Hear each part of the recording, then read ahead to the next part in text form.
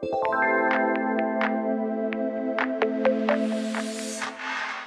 today with Dr Gavin Sandercoe, who's a plastic surgeon from Bella Vista, and we're here in beautiful Byron Bay for the school holidays, and we're going to talk about the importance of sun protection in the prevention of skin cancer. So thank you so much for taking the time today. No problem. Excellent. So can you tell us why it's so important to start young, and tell us a bit about why we should look after our skin and protect from the sun?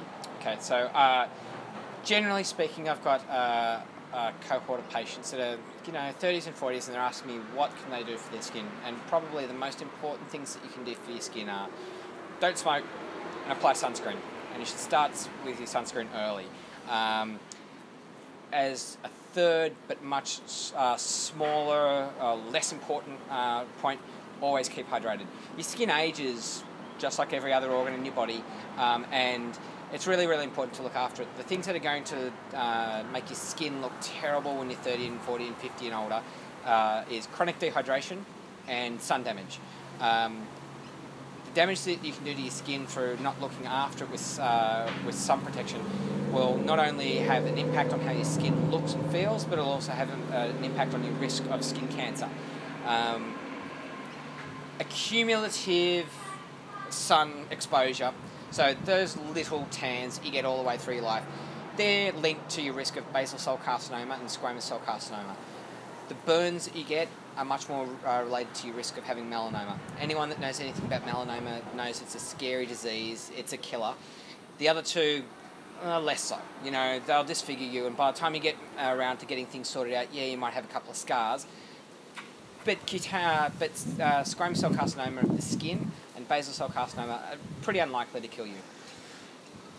The most important thing to look at with your sunscreen is start with looking at your SPF. So SPF stands for sun protection factor, and that's it's a number that's put onto the sunscreen, and it's related to how well that sunscreen blocks out the ultraviolet radiation.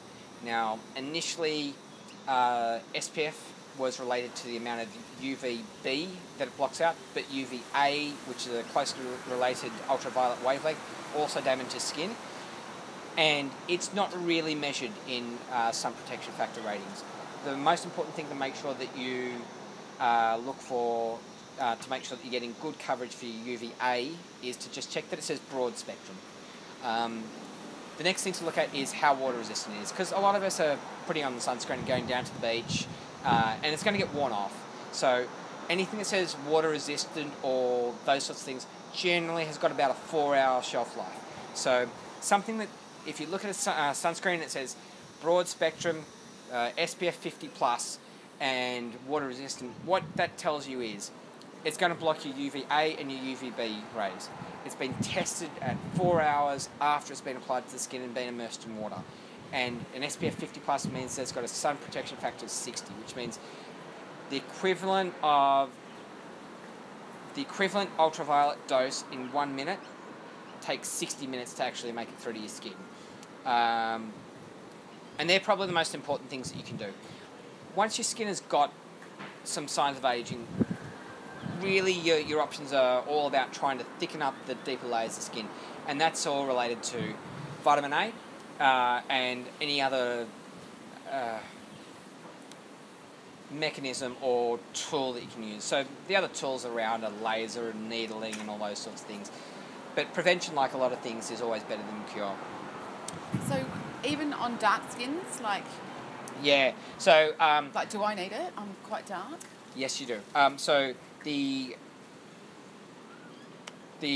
important message that the Cancer Council gets out there is that the darker your skin is, the more innate protection that you have from the sun, and the less likely you are to burn. But you still do need that sunscreen on to stop that damage that you're going to get from the sun exposure. So yes, you're more likely to get melanoma than a white boy like me, but you're still going to get basal cell carcinomas and squamous cell carcinomas and have all those age and sun-related changes to your skin if you don't put sunscreen on regularly.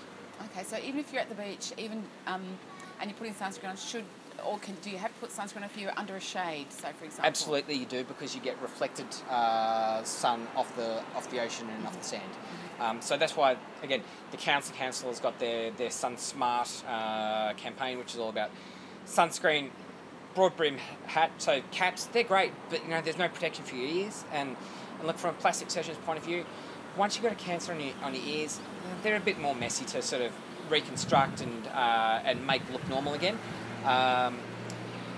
So sunscreen, hat, find shade, put on some sun protective clothing, and look, nowadays we've got great rash vests and things like that, which are all very highly sun resistant. And lastly, sunglasses. Sunglasses not only are fashionable and cool and all that sort of stuff, but they're going to protect your eyes from sun damage. And again, the thing that worries me as a doctor is you can get melanoma of your retina, and again, that's something that is often picked up late, and by the time it's picked up, it's often a disaster. Wow, so it's really important to look after your skin, especially in the sun. So don't dehydrate, don't smoke, wear your sunblock, wear a hat, and slip flop slap, basically. Yeah, pretty much. Yeah, okay, awesome. Oh, thank you so much for taking the time to talk No to us problem. today. Awesome. Thank you.